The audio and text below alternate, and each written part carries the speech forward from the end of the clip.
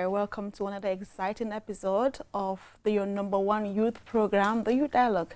Today is going to be very, very exciting. I'm very excited because I'm joined in the studio by very honorable young girls. And we're going to be talking about the previously extraordinary session of the Children's National Assembly, where they discussed a lot of issues advocating inclusivity for persons with disabilities, recreational centers, health and social welfare for children, ranging among other topics. It's going to be a very exciting discussions, and I can't wait for you all to hear what these amazing young ladies have for us in the studio. First, I will allow them to introduce themselves, and then we kick off. On my right, I have... Hello guys, my name is Honorable Awajalo from Banjul. Hi, my name is Mafandekebe from Carnifing Municipality. Hello everyone, I am the Honorable Jaria Tuture from URR. And I am Honorable Sukaibi Bojang from West Coast Region. We have them from across all regions, and we're going to be discussing one of the points that they have been advocating for during the extraordinary session at the Saturday Karaba Jawara Conference Center, which was funded by UNICEF, by the way. So first of all, we're going to begin with when you guys were inaugurated into the Children's National Assembly. We'll start with you. Yeah, I was integrated in the first batch, and that was in 2022, I think, but I was 13 years old. Wow.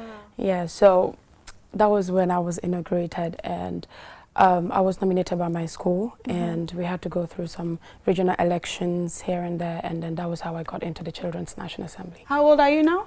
I am 17, I'm turning 18. Oh, awesome. Mabinta, Mafanta. Yeah. So thank you so much. I joined in 2024, but then I was going to school. I'm a graduate now. Yes. Awesome. And how old are you now? I'm 17. You're 17. And you finished school at 17? Yeah. Wow, awesome. I like that. Thank you. Okay, thank you. I joined the Children's National Assembly of the Gambia during my grade 10. I was elected in my school and nominated by the children in URR. Okay. But then I'm currently a graduate, grade 12 graduate. And how old are you now? I am 18 now. 18. You're an adult now. Yes, okay. So I joined 2021. I was chosen from an organization. We had like an organization in my village. It was called the Gunjul Dish Valley Art Debating Society. So I was chosen by the organization, and then we went to do the regional selections. And then fortunately, I was part of it. This year is my second term in Sinag. Alhamdulillah, this is the time I'll finish. Oh. And yeah, right now I'm 17, and I'll be turning 18 next year. Okay. So guys, is this also your last time? Or? Yeah. Oh, okay. And for you too? So how has it been, the journey for you? This being your last time in the Children's National Assembly, how has it been for you guys? Well, for me, I think it's been a very amazing journey, because along the way I've learned a lot, and it has helped me grow personally, and it has also helped me amplify other voices of young girls, because I love advocating for girls' rights. I like that. So it just helped me, just built me, and it gave me the courage, and it just showed me that the children of the Gambia are important and that we need to be listened to.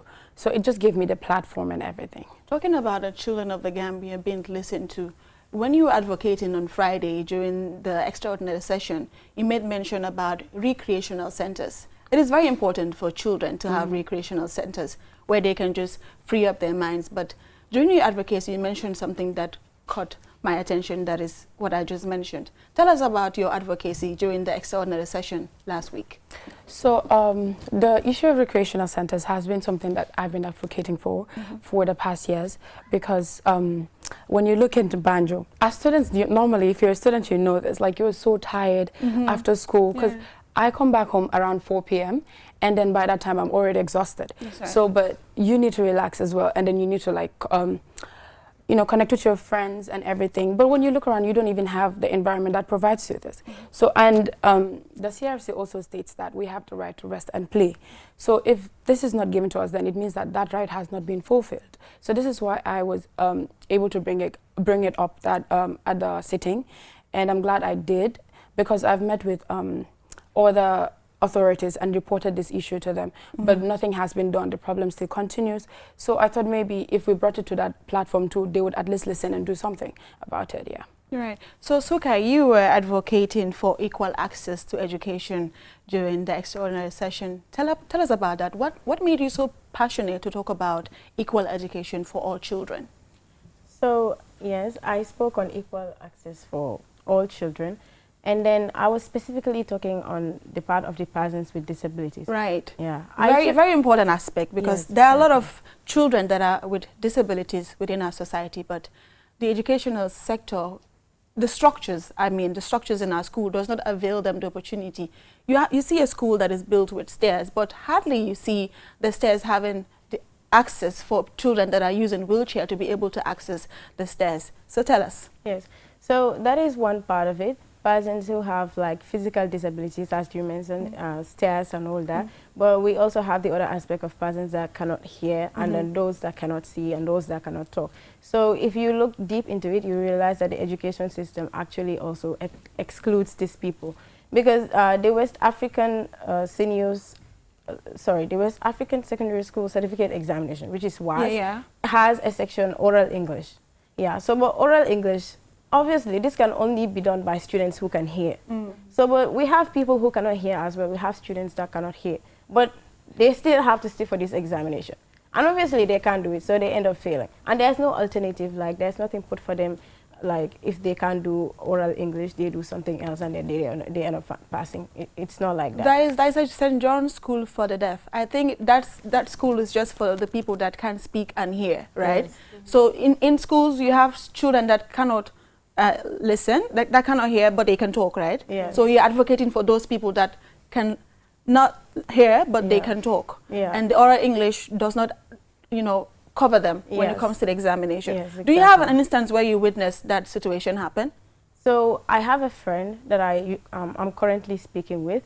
She's attending Gado School for the Deaf in Brikama. She was their head girl. Now she's graduated. Okay. So she also has been advocating for this, and she's told us of how she wasn't able to, her friends were not able to sit for oral English. Then as I spoke with her, she told me as well that she too could not do it, because like all of them cannot hear in their school. That's the school for the deaf. All of them cannot hear. Yeah. So she said they did not even do the examination. Before the examination, they were informed that like no need for you to come, because you're not even going to sit for it in the end. So they could not sit, and in the end, when the results come out, all of them fail English. Like, is that even fair? It's not. Yeah, you were told that no need for you to come because you are not going to hear. But you not hearing is not something you did. It's natural, so you can't control that. Who do you think failed them? I think the government, not only the Gambian government, because it's like it's an international examination. An international thing. So I feel like in the first place, before that organization was set up, they should have considered old people. They shouldn't have just gone for people who can hear, speak, and then also see. They should have included everybody. Right. So, Ajaria, so let's hear from you. What was your point of advocacy during the extraordinary session last Friday? Okay, thank you. My point of advocacy was inadequate teachers in our schools, especially in the rural area. When you come to see in the rural area, students in the rural area face a lot of difficulties when it comes to inadequate teachers, because sometimes you go to classes and see TT teachers teaching in examination classes. Teachers cannot deliver to expectation, and how do we expect that teacher to deliver to expectation? How do we expect those students in those examination class to pass the WAEC exam or the Quebec exam? Because they are not being taught with qualified teachers that don't deliver to expectation. So that is why I advocate on that. Yeah. You also advocated for lack of sanitary materials in the schools. So tell us about that. Do you face that in your schools? Yeah, normally we face that, because it's also one of a challenge that students face in school. Normally, sometimes you go to school when your monthly period meets you in school. Sometimes you don't feel comfortable to sit in the school because you don't have sanitary materials in school. Then you need to go back home, rest. Then you will not be in class. You will miss lesson. The whole lectures. Yeah, you fail exams. So you see, those are some of the things that affect children, especially in the rural area. So we are all girls here, and for some reason, I think most of us have experienced this in school, where your monthly period just comes up and you go to the school admin, they don't have sanitary pads to give you. How does that feel as a girl child? It feels so bad. And because it feels so bad because sometimes you see boys laughing at you when they see the stain on your uniform. So that's very bad, and you need to go home, lose your exam. Sometimes you'll be on exam, but then you need to go home. Sometimes it's the girls that would laugh at their fellow girl during their menstrual flow. Exactly. And at some point, I also feel like sanitary pads should be something that should be available, readily available everywhere you go, and it should be free for every girl. But we do understand that you need to pay for the factories, you need to pay for the products that you use to make it. But we should be able to get into a random toilet and meet a sanitary pad there. So yeah. So I just wanted to add on to what I was said. I think I wanted to upload Nusrat because sanitary pad is not an issue. So yeah, that is always available. If you need it, you can go to the admin and they will give it to you for free. Obviously, yeah. Fanta, so tell us about your advocacy. So thank you so much for that. For me, before SNAC, I was already passionate about inclusion. My interest actually started about 5 years ago after I watched a video on Duterte, I think. It featured persons with disabilities talking about the challenges they face. And I remember an elderly woman talking about how difficult it is for her to use the road with her wheelchair because it's not accessible. Yeah, and she also mentioned how some drivers lack patience and will not wait for them. Yeah. The worst thing is that it's even the passengers that will tell the driver to wow, you them all my time and everything. So that is so disheartening. So after hearing the story and other amazing stories, I was moved, and at the same time I was inspired because despite the challenges they were facing, they were doing amazing in their various communities. So that's what made me want to advocate for inclusion, because it's something that is not talked about enough. So yeah. Yeah, it's very important. And when you talk about persons with disabilities, especially children, you would see a child that is handicapped or something. The parents would rather use the child to go beg outside the street instead of sending the child to school. Exactly. So what do you girls think about that? I think the society make us feel like persons with disabilities are a burden. And these people, they don't actually lack ability.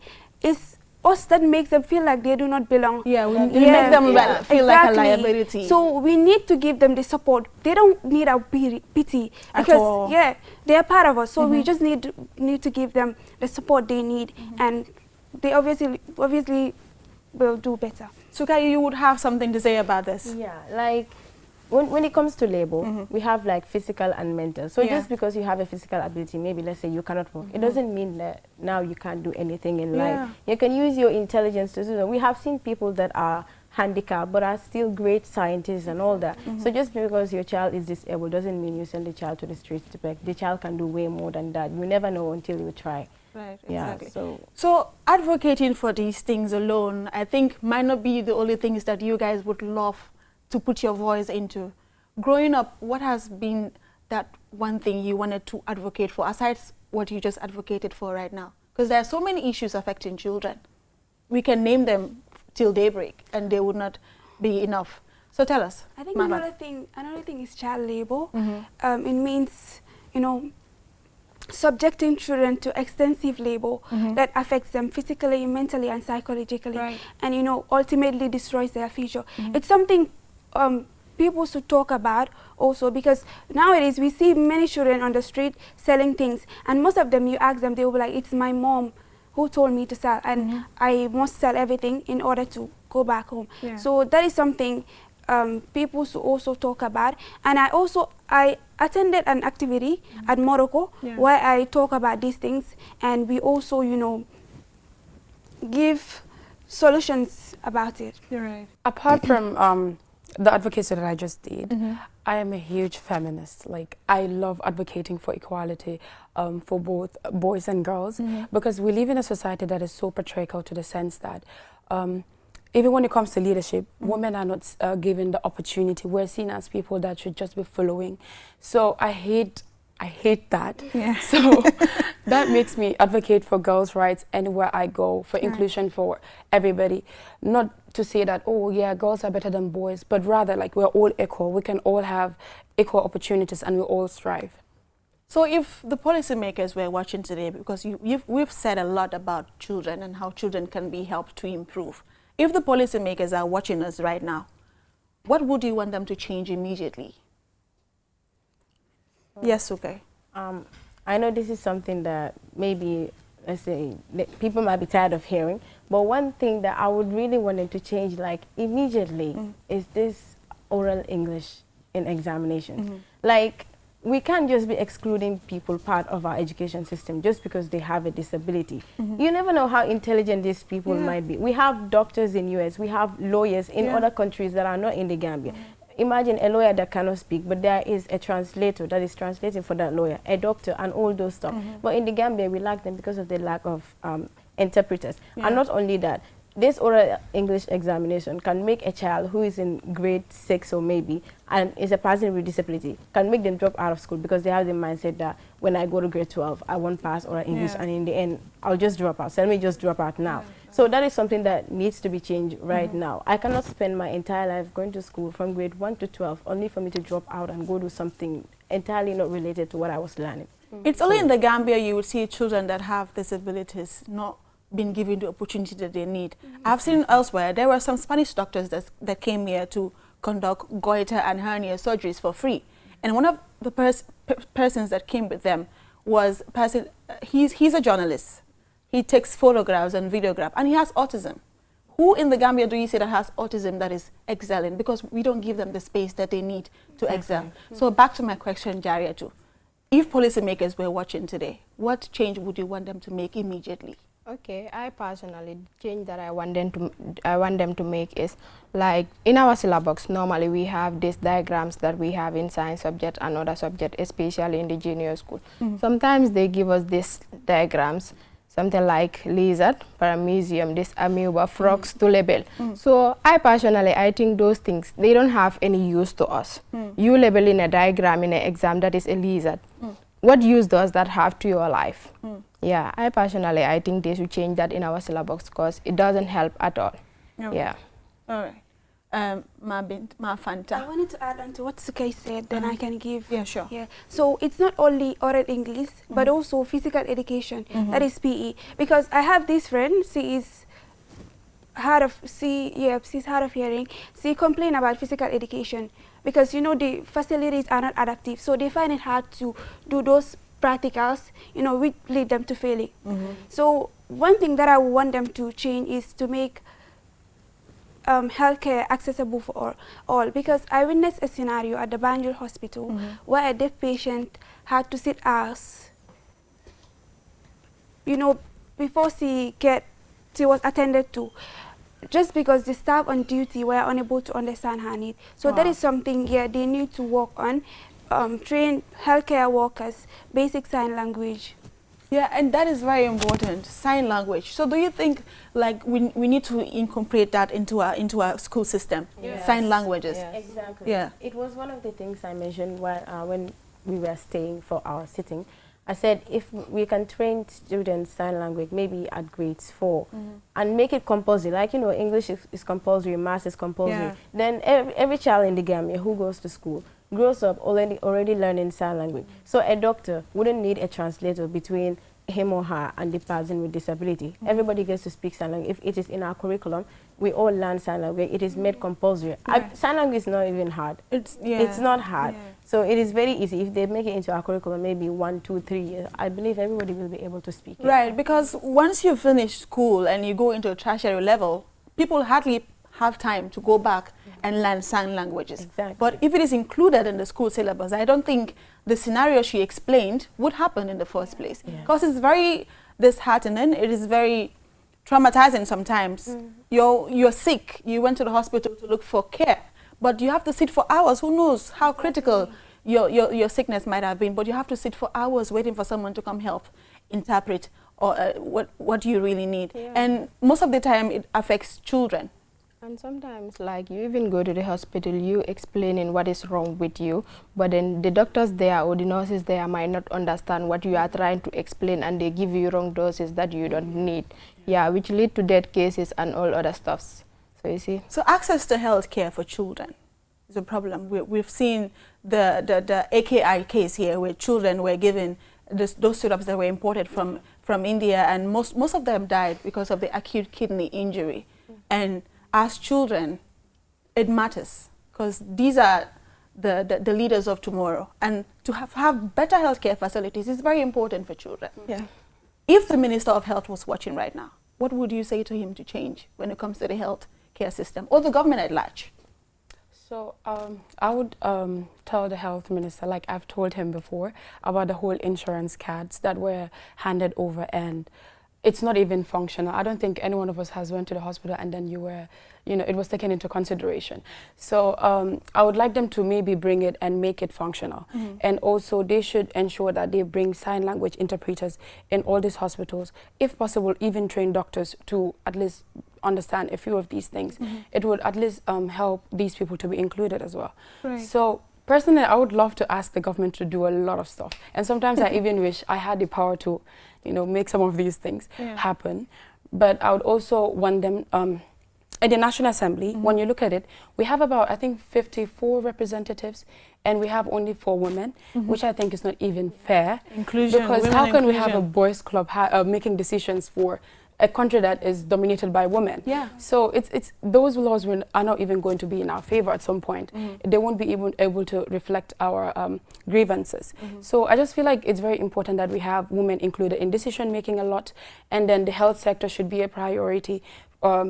It has to be inclusive, it has to be, accessible to everybody, because it's getting expensive day by day. Day by day, and I totally agree with you. Anyone wants to add something about that? Yeah, Okay. so I think the age limit for free healthcare should also be extended. The age limit is 5. Children below 5 years old don't pay for healthcare. Yeah. But I think it should be increased if it can reach 18. Because as a child going to school, how am I expected to have money to pay for my own healthcare? Let me take an example from myself. I'm not living with my parents right now. Okay. So my mom sends me money, maybe weekly or let's say monthly, for my schooling. Yeah. So I fall sick one day and I go to a hospital. Obviously, most of these hospitals don't have the medicines to give. So You I have to go buy a outside. pharmacy. Yes, And it's exactly. pretty expensive. So I go to a pharmacy and they tell me the price of the medicine. It's everything that I have, all the money that I'm having with me is the price of that medicine. Wow. So if I purchase the medicine, what am I going to eat? Right. How am I going to help myself now? So as a student going to school, I will have to consider that. It's true, my health is important, but I also have to consider what am I going to eat when I go to school, what am I going to buy? So I have to need let go food of the in order to take those medicines as well. Exactly. So I have to let go of the medicines. Maybe I buy a few and leave the others behind. So when I go home, I call my mom again and tell her the medicine was very expensive. Right. So she sends more money and I have to go back to the hospital again. Right. So I think the age limit for the free healthcare should be extended. Right. Yeah. We have 2 minutes left in this segment, and it's been very, very insightful. I am so glad that you guys graced the studio. I'm very inspired by your point of advocacy, and I would really would love to have you guys again, because we have a lot to discuss. Yeah. We have a lot to discuss. So let me have you say your goodbyes, and then we'll have the next segment on. All right, so thank you very much. And I would first of all love to thank the ministers that were present on the day of the Man Secunda for coming to answer to our call and listening to us carefully. And thank you very much for listening. And, oh God. It's all right, Mafanta. So thank you so much. I wanted to thank the government because I think they are trying, but they can double their effort. And to the community, let's include persons with disability, because a better society is where everybody is treated rightly. So let's include them, because they have so many potentials and we wouldn't know if we don't include them. That's so that is what I wanted to say. Okay. Thank you so much. Thank you for listening. And I'm also thanking the government, for bringing this occasion here and us talking about the rights of the children and also challenges that are affecting the children, especially children living in the rural areas.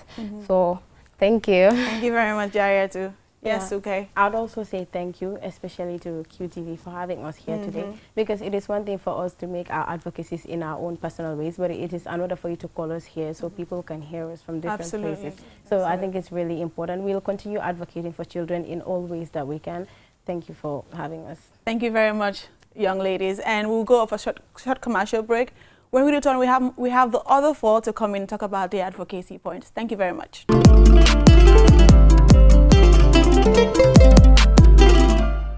Welcome back. You're watching the Youth Dialogue, and I am Jacqueline Kali. We just finished a very insightful first segment of this program today, where we talk about a lot of issues ranging from inclusivity when it comes to children in education, health, persons with disabilities, and the educational sector as a whole. And we are back in segment 2 with new faces, obviously, and I will allow them to introduce themselves so we can get into the discussions right out. Can you please introduce yourself? Okay, I'm Honorable Binta Keke Fatajo from North Bank Region, and I am part of the Children's National Assembly. Yes, gentlemen. Okay, my name is Honorable Baba Kanso. I'm from the North Bank Region, and I am currently serving as the Speaker of the Children's National Assembly. Okay, hello everyone. I am Sira Conte from Sierra. Hi everyone, I am Honorable Adam Ju from Elara, also a member of the Children's Parliament.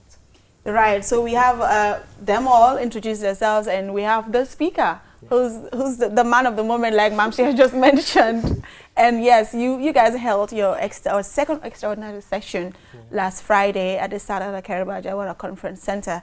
And we have in attendance the Minister for Gender, Children and Social Welfare, and of course the Minister for Basic and Secondary Education. They were present there, and of course the Deputy Speaker of the National Assembly, CDS Kenjaya. They were all there listening to your points of advocacy. But Babakar, I'll start with you. Can you tell us so far what has the National Children Parliament been up to?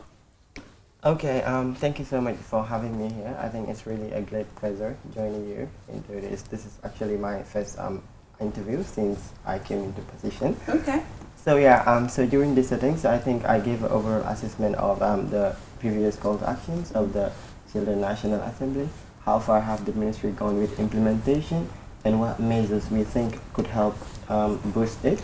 So one thing we stressed on was initiative that helps the children. After advocacy, we draft position papers, we submit, but then when it comes to implementation, we have no mechanisms for monitoring to know exactly, okay, whether the advocacy of the Children's National Assembly is the reason why we have so-and-so development is influencing decisions, why we have this decision, whether is it taken from our advocacy or is it our position paper that influence, because we have no mechanisms of monitoring purpose to know where the state is in when it comes to our position paper. Every year we just draft and submit.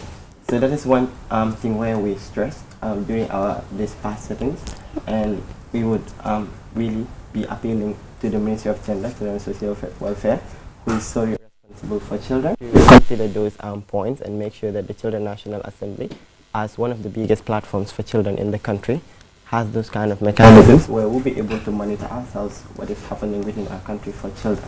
The Minister for Gender, rather, she gave a suggestion that you guys should have like select committees if that is already not in existence. Is it in existence? No, so are you working towards having select committees on health, all these issues? Because it's important that you have these select committees that will be steering the affairs of all these things that affect you as children. Yeah, so I think that was a very good suggestion that had us all in, like, it caught our attention, because we realized that would be even more effective, that the Children National Assembly with over 100 members having select committees, you see that each group of members would concentrate in just one issue that is affecting children and make sure that issues are raised there and make sure that solutions are implemented. And yeah, I think that is a very good solution, and inshallah the Children National Assembly would look into that and make sure when we come next, we come with our select committees where each committee handles a particular issue rather than just everybody focusing on everything, which I think it's not very efficient. But that is a very good suggestion. All right, thank you very much for that. And Adam, I would love to start with you. What was your point of advocacy? Okay, thank you so much. My point of advocacy was about children with disabilities in schools. So we have seen that most of these schools are built with stairs, and some of these children with disabilities, like physical disabilities, like when they go to school sometimes, let's say it's time for break and then they want to come down to buy some food and they find it so difficult to come down and buy food. And we know some of us, although some of us are very good, we can help them and go and buy food for them, but some will not see that right, so they will have to struggle, come down to go and buy food. Yeah. It's a huge struggle for them. Yeah. Right. Sira, let's hear from you. Okay, thank you for having me. And then my point of advocacy was easy accessibility to health. To be honest, I feel heavy and proud. Heavy because many young children are out there struggling to have health care, and then cannot afford the fee. Proud because I am representing them here. Like, for example, in our region, though we have hospitals there, but it is located at the popular places, for example, like in Bansang and then Brikam. So, you know, CRL is large, it's big. So we have remote areas, like communities that, you know, they are inside. They find it difficult to come to Bansang or Brikam for this healthcare issue. What do they lack? Is it roads or the ability to, roads, right? Roads, yeah. So the transport issue become problem. That is the first thing. And the second thing, if they reach at the hospital, the fee become another problem. Because if you check, like before, the ticket was $25, now it's $100. Wow. So, and then if you are to test for lab issue, before it was $50, now it's $200, which is crazy. So they find it very difficult. It's like 150% increment from $50 to $200. Yeah, from $25 to $100. They find it very difficult to have easy accessibility. Young lady, pardon me, I'm not able to capture your name yet. Okay, that's fine. I'm gonna, you know, leave that aside. Okay, I am Binta again. My point of advocacy was on child labor last year, because this year I do not have anything to speak about because I was the one that moved the motion for the opening of the debate. So I feel like to talk about this because child labor is a significant problem in the Gambia, even though that the government of the Gambia, in collaboration with UNICEF and also as the Children National Assembly, have done a lot to ensure that children do not actually go through some of the things like that, but it's still an issue that is going on. So I feel like it's important to talk about it, and the reason why we're talking about this because it's affecting the children of the Gambia. And in my region, especially in North Bank region, if you go there, you find children on the street selling things and doing stuff which is actually not good for their health. It will affect them in some ways. You have the children from the Majalis that will be there, and I feel like their parents are actually not aware for the fact that they're doing something like that, and it's affecting their lives. So it's necessary, if us as Children National Assembly, because we are there for them, we are advocating for them, we try and speak about some of those things. Yeah, I think our from Banjul did mention that you see children selling water and whatever in the streets, and if you ask them, they will be like, my mother asked me to come sell. Do you think parents need to be sensitized when it comes to allowing their child to go do certain labors? Because it's not good for their health, their safety wise, because they need to focus. Education is what they need at the younger age. They don't need to labor. Do you think the parents are sensitized enough about these child labor things? I think parents should actually be sensitized. Sensitizations have been happening. We do have intergenerational dialogues with duty bearers and parents as well, but it's still lacking. They need to be sensitized about the fact, the dangers that come with child labors, because it actually reveals the child to a whole lot of things. Children get exploited during those times where they have to be on the streets and selling. So I will urge onto the government of the Gambia as well, because the reasons why most of the times why these children are going out there and selling is because they are not actually from a strong background. Financially, they are not stable. So that is what makes them to go in for that. So we urge onto the government of the Gambia to ensure that these children have whatever they need at home, so that they would be able to stay and will be able to go to school as well and learn effectively as much as they can. Right. So these things happen on a daily basis. It doesn't matter what region you are in. We see children hawking on the streets, bananas, apples, whatever you might think of. When you see these children in the streets selling, what comes to your mind as a young person yourself? Okay. Yes, Adama. So in my area, I have a girl. She actually loves to go to school, but unfortunately for her, her father has a shop.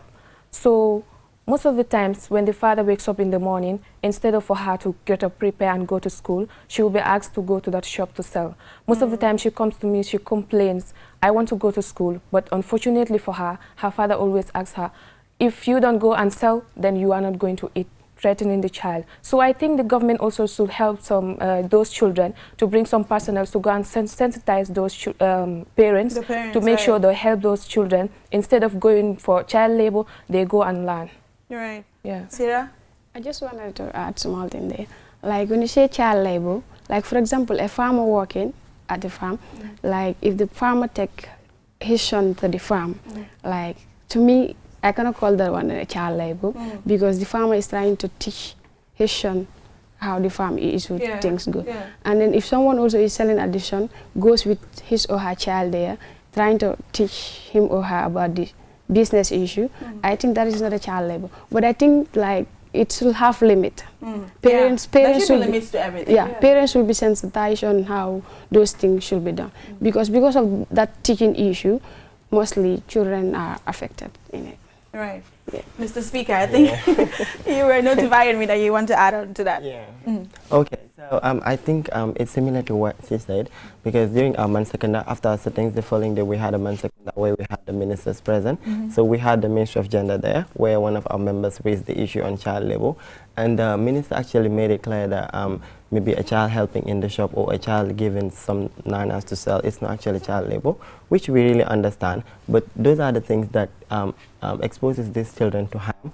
And if you look to it, if you look into it, it seizes some of their rights, like the right to play. When a child is from the school and asked to go to the market to sell, when will this child play or maybe study? Because what you learn in school, you go back home, you need some time to revise and study and do all of that. We understand, okay, it's not hard on them, it's not child labor, but as a child, you are not responsible to provide for the family. So I see no reason why you should be the one to go out and sell and bring back to the family.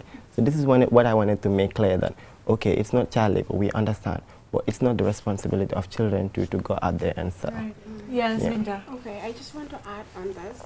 Regarding child labor and the sensitization thing with parents, I think it's a general problem that is affecting the entire children in the Gambia. But I feel like if I'm urging on to the government, if they could actually, in collaboration with UNICEF, of course, because you cannot talk about the children of the Gambia without talking about UNICEF, to make sure that they actually sensitize the parents in rural Gambia. Because we get to understand, according to statistics, 19.5% of children in the Gambia are engaged in child labor in rural Gambia, while in urban areas is only 7.9%. So this actually shows that the children in rural areas that are actually going through child labor is more than the children in urban areas that are going through child labor. So I'm just saying this to the government and to UNICEF to make sure whenever there is, and also as well as Children National Assembly, whenever we want to do sensitizations, we can actually focus on rural Gambia, because it's actually affecting them a whole lot. All right. So when you talk about all these issues affecting children, we talk about the state of the nation, the security of the country.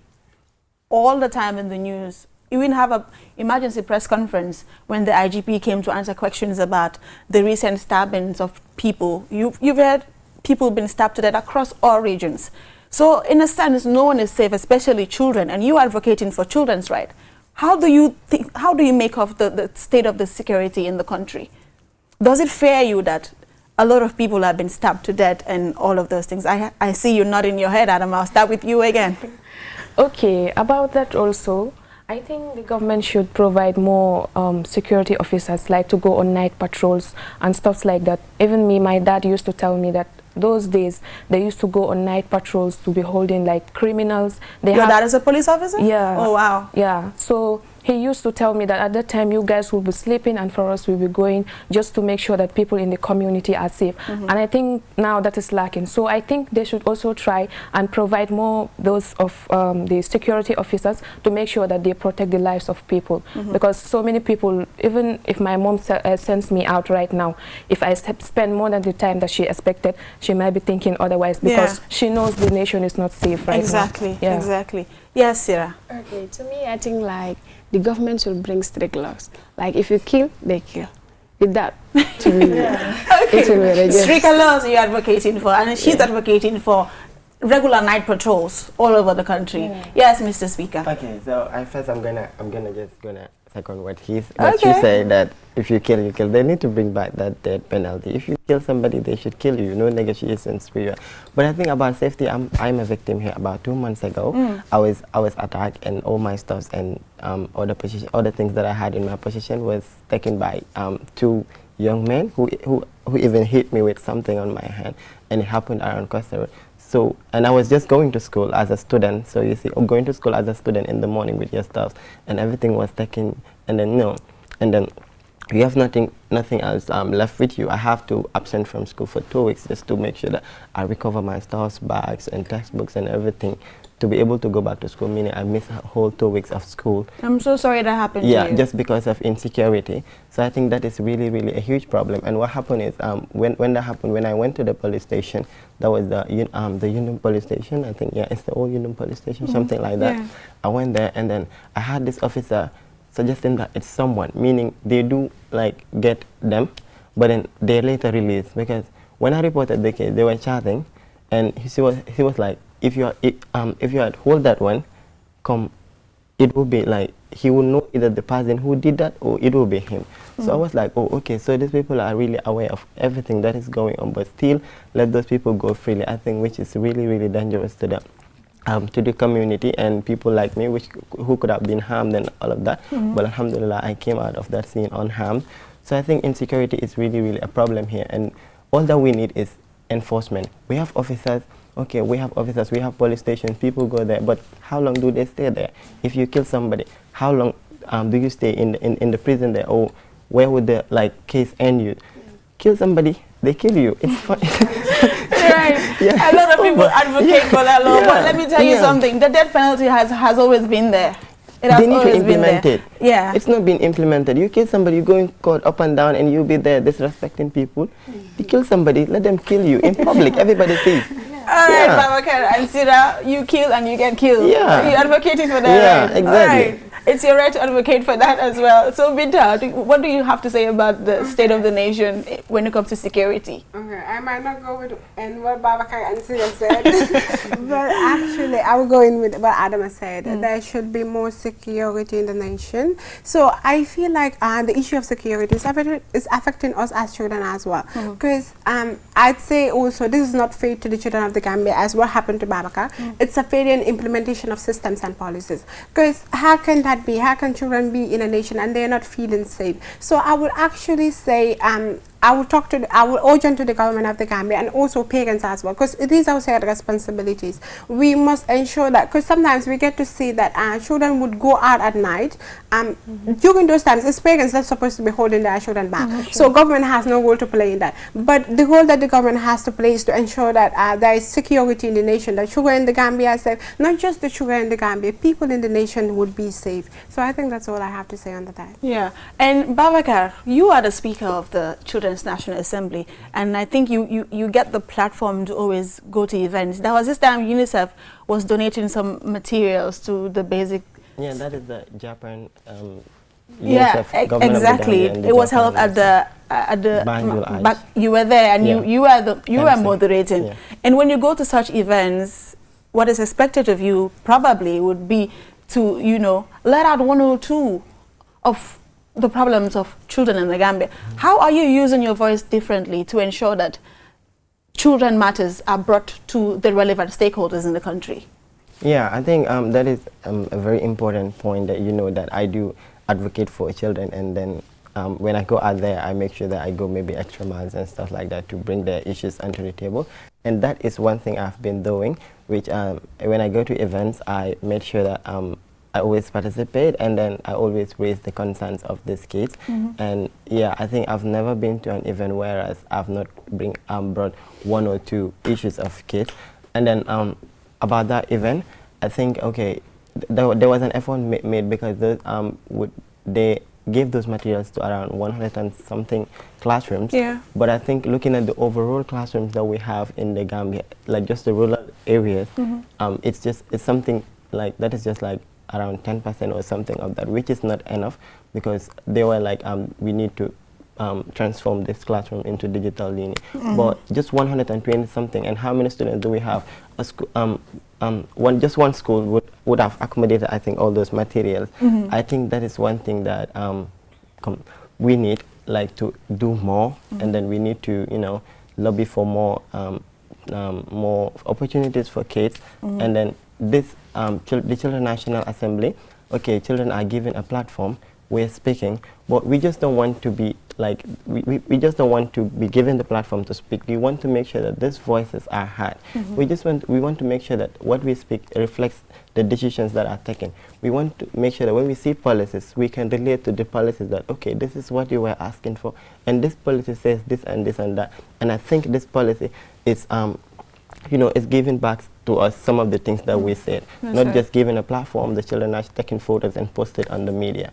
So this is one thing that the Children National Assembly do advocate for, to make sure that we don't only sit at tables, or we are not only invited in programs, but we also want to see that our voices are heard and actions are taken. You're advocating for, Yeah. yes, you're giving us the platforms, but are you listening? Are you taking action of the Yeah, things that we really just need? want to, we don't just want to be present and be on photos. We want You need to, actions. Yeah, we need action. That's right. Exactly. Yeah. So we're in the first segment, we're talking about inclusivity, the health sector. We have people, the previous speakers give us scenarios that they have witnessed in hospitals and schools.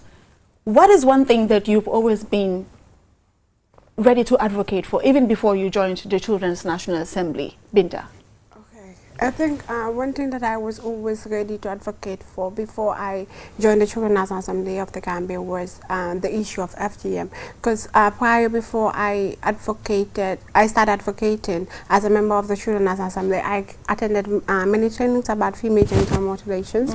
And I feel like those are some of the things that I could help the children of the Gambia with, and I have started advocating for it at an early age. Let's say around 14, I was doing something like that. So that is something that I advocated for. So what do you make of the current situation, some of the people wanting to have the laws of FGM repealed? What is your take on that? Oh my God, I don't even know what to say, because I feel like implementation is lacking when it comes to that, because we get to see that even now in rural Gambia, FGM is still being taken place, and actually it's a law that have been made that FGM should not be taken, but it's actually happening still now. So I think implementation is lacking on that aspect, and we need the government support to ensure that these people that actually practice FGM are actually being caught and are being there, and the law just have to do something about it. And us as Children National Assembly also, I think we also play a role, not just us as Children National Assembly, but also children of the Gambia, because we might have our fellow children in situations like that, because there are hotlines to call whenever you feel like I need to report this issue, which is 1313, right? If I'm right, 199. Those are some of the hotlines that you could call whenever you feel like you could report these cases. So yeah. Yeah, I've been told I have about 5 minutes. So I'll let Sarah and Babakar and Adama tell us, before you joined the Children's National Assembly, what was that thing that you always wanted to advocate for? Okay, that thing was about health, regarding to health. So in my region, so we have this hospital there, the Summer Health Care. So in this hospital, most of this, even our parents do complain that when they go there, the only thing they have, they will just prescribe medicines for them, but then they will not give them any medicine. So some of them rather prefer to stay at home to use these herbs and to recover for themselves. And also not only about the drugs, the nurses also there. Although we have nurses, but are they truly qualified to make sure that people are safe and the health of people are being taken care of? Yeah. I had a friend in school, she had stomach ache. So when she went to the hospital, they did pregnancy test. So when the result came out, they told her that she was pregnant. All that night she was traumatized, thinking, crying. And the next day when they went to the Farafenni hospital, then they told them that it was not positive, instead it was negative. So some of those things can lead someone to be traumatized. Imagine the trauma. The girl was crying all that night. When she told me this, I was shocked. She was crying all that night. She was like, what would I tell my parents? How is that possible? Because she was wondering. So all of those things also should be considered. Because she was not sexually active, so she doesn't know how that happened. She doesn't know how. Yeah, obviously. Yeah, she was shocked. Right. Sarah, what was that thing that you really wanted to advocate for? Okay, the thing I wanted to advocate for was health issue, I can say, including water, because the community I am, since I was young, like the water is not hygiene, it's not clean. Like in CRL Bansang, since I was young, like the water normally used to be in red color up to now, and then in history they said it was like that since before I was born, and then up to date there is nothing like changes. And then coming to the health issue, like the fee issue is the problem. When you see, like, for example, in our community, there is a village called, I forget the village name, but in that community, if a woman wanted to deliver, you know, that one will come to Bansang. The woman will pay 700 to pay for the ambulance to come to Bansang and then deliver. When going back, she have to pay another 700, make it 1,004 to go back, which is dangerous. And then it is said like, during delivery, there is this injection given to you, which will help you and then help the baby too. So with that money issue, many women will not come to Bansang to deliver. Okay. They will deliver in their villages, which is quite unsafe for them. So Yes, Babakar, since I was young, we have less than a minute to go, Babakar. Okay, so I think one issue that I have been wanting like to advocate for, and that has been always in me, is the issue of health, but particularly mental health, which I know everybody is struggling already, even though we don't have facilities or resources for that.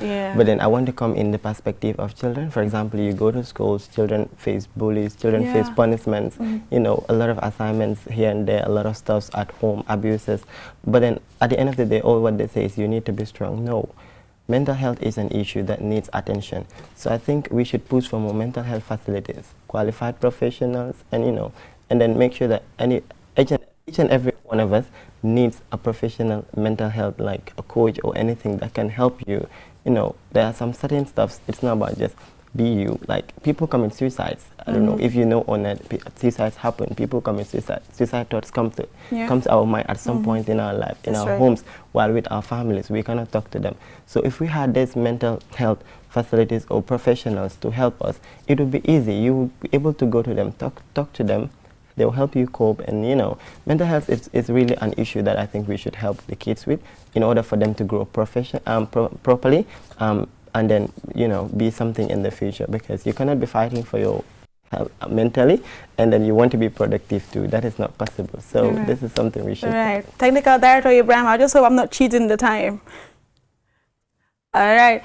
So we have 1 minute to go, and in that 1 minute, I want to take this opportunity to say thank you to each and every one of you for taking time to come talk to us about your advocacy and what you've been doing at the Children National Assembly. It's very important that people get to know that these young people are so passionate about development in this country, and for you to take time to come talk to us, it's really appreciated. And thank you very much for coming, Binta, Babakar, Sira, and Adama. At least I'm not mixing the names like I did in the first segment. Thank you very much, guys, for coming. I deeply appreciate. And to you viewers, thank you for tuning in. Until I come your way next week, and bye-bye.